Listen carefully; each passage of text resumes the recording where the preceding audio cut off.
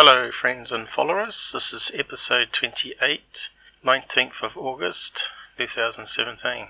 When I woke up this morning my eyes were foggy. I have this condition, they reckon it might be the immune system attacking my own eyes, that sometimes my eyes will have like a mist in them, which will take a while for the immune system to clear it up again. But I will try and make this episode and see how I go. This is a non-UFO episode.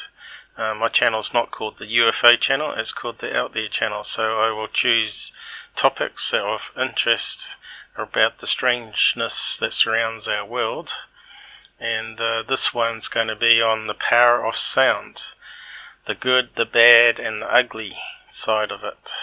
The first thing I'll bring up is this Japanese guy who says or makes a claim that human emotions or subconscious and brain waves and also speech or sound can affect water crystals, and they can form different shapes, and the bad thoughts form really horrible shapes, and good energy makes nice perfect crystals, symmetric crystals. Of course people have debunked it, but the idea that good vibrations in return brings positive vibrations back to you is not such a bad concept, but scientifically it can't be proven so far. So I thought I'd talk about this guy here for the intro to the episode. It's not entirely about sound, but it is talking about frequencies and resonance, and even he's used music and talking to things to prove that good words can be positive and negative stuff will bring bad stuff.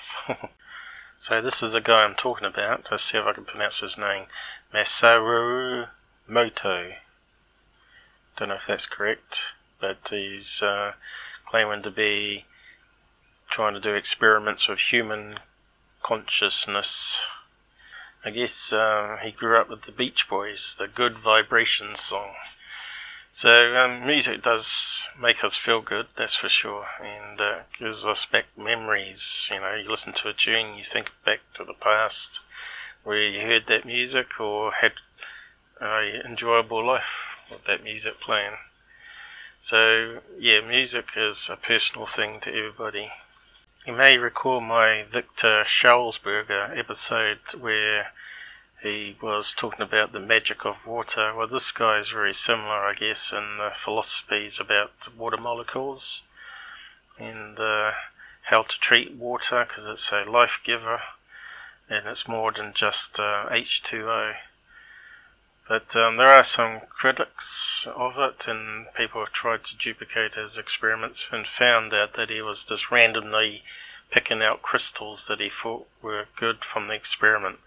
Basically, he would put water, distilled water, tap water, mineral water, different waters, toxic water, and say or think words to these dishes and freeze them at the same time and see what crystals would be formed.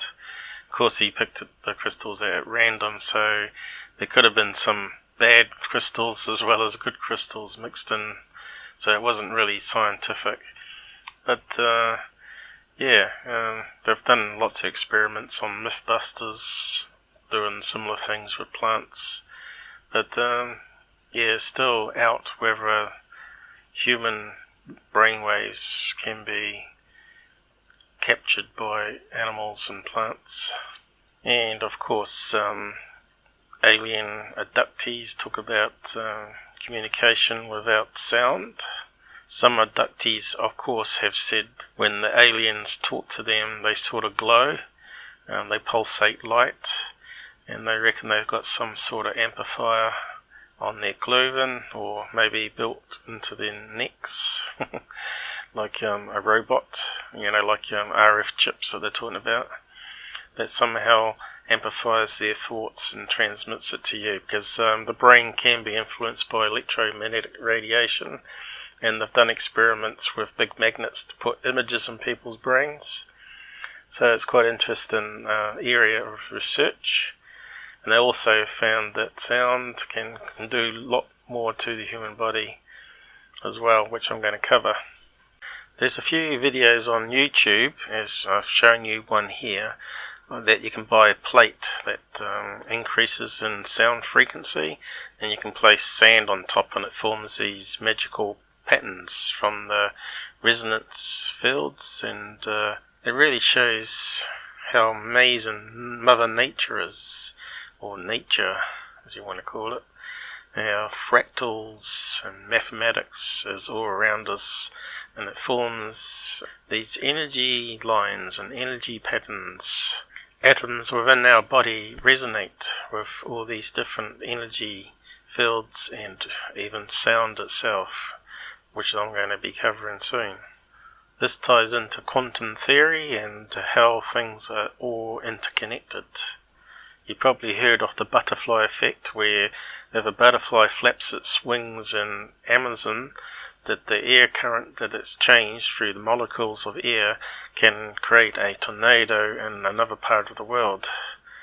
There's been some really good sci-fis based on that. I can't think of the names, but I think the one movie was called Butterfly Effect.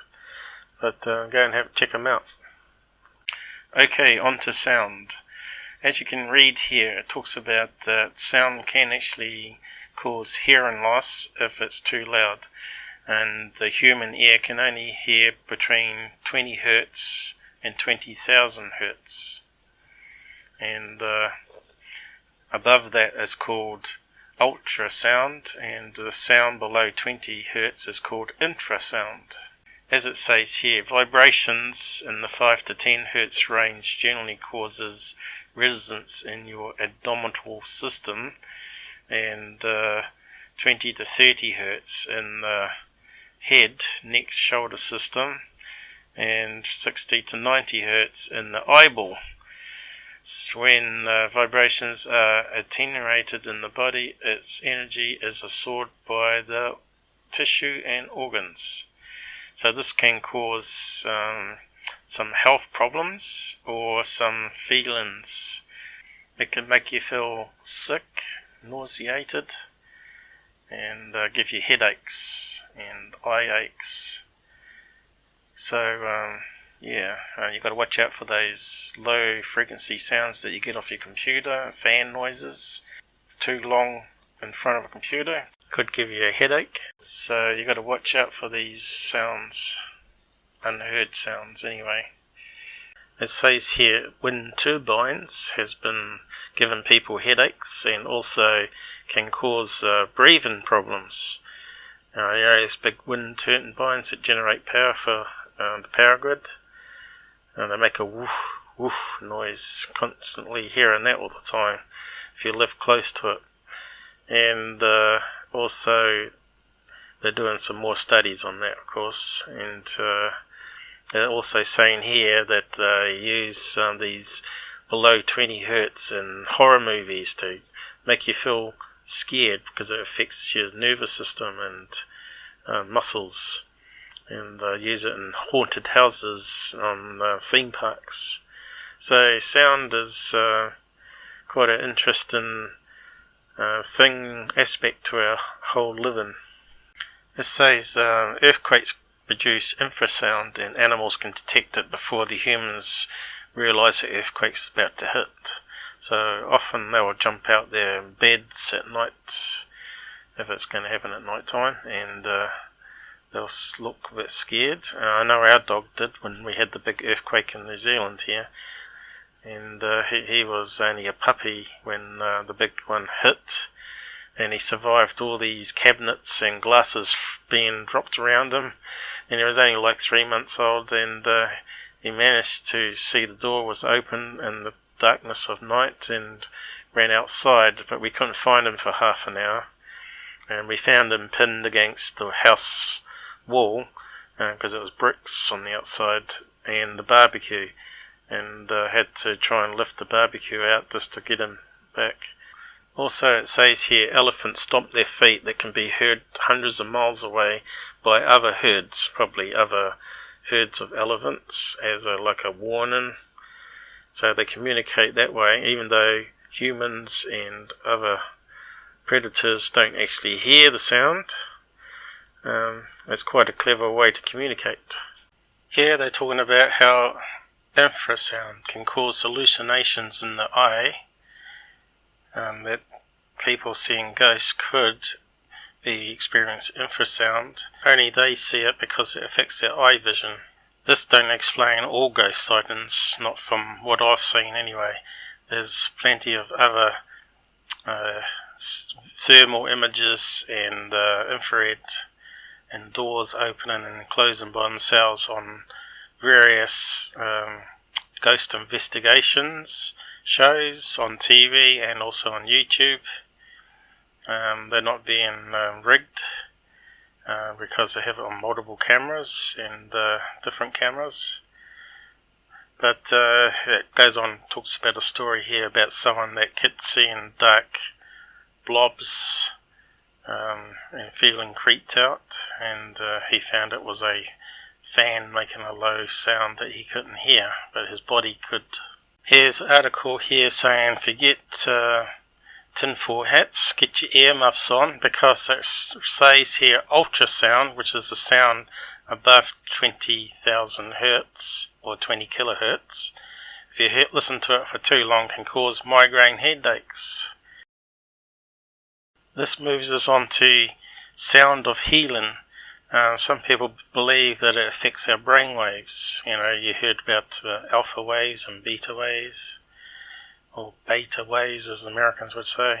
But they're doing some research on it, of course, and seeing if the claims are true. But we all know if you listen to music, and particularly relaxing type music like classical, it can relax your brain and make you sleep, and they use it for babies obviously, and to send them off to sleep.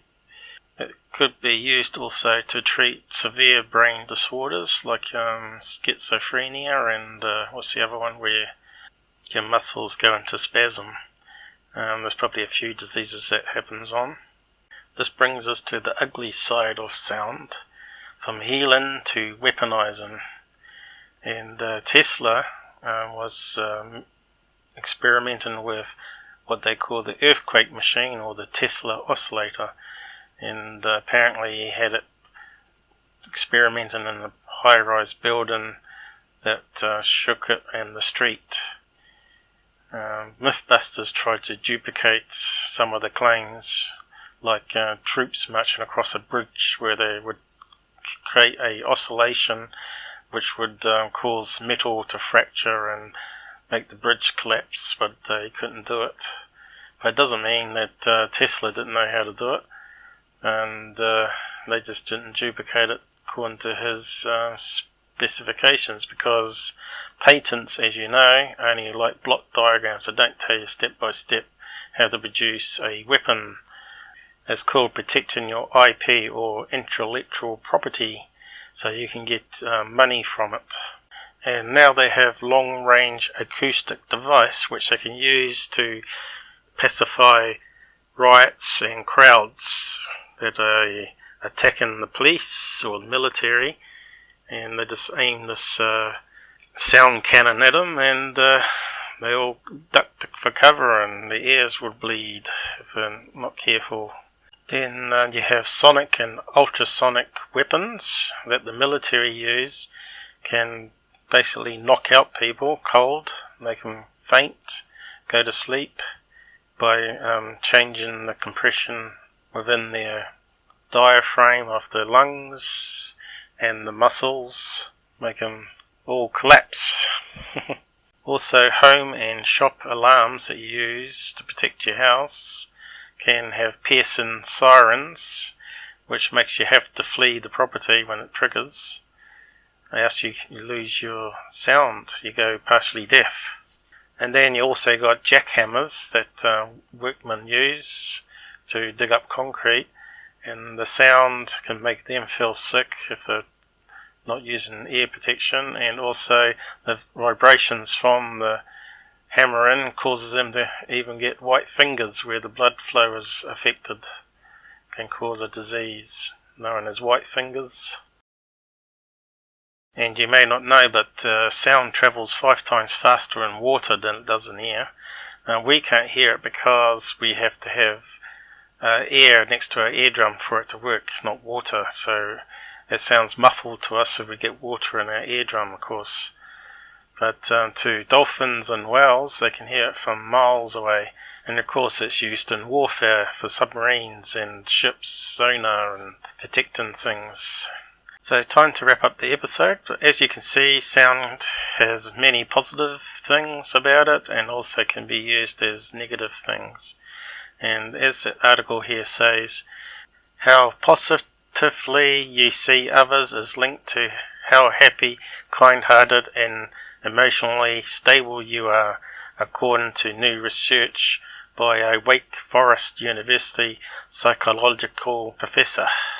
Your perception of others reveals so much about your own personality, says Dustin Wood. So there you go, people. Positive returns positive. Be nice to people in the comments and on the web and in your life, and it should come back tenfold. And on that note, stay safe everybody, and I hope you enjoyed this little episode and learnt some things from it. And hit the like button on the way out, and subscribe if you're a new member.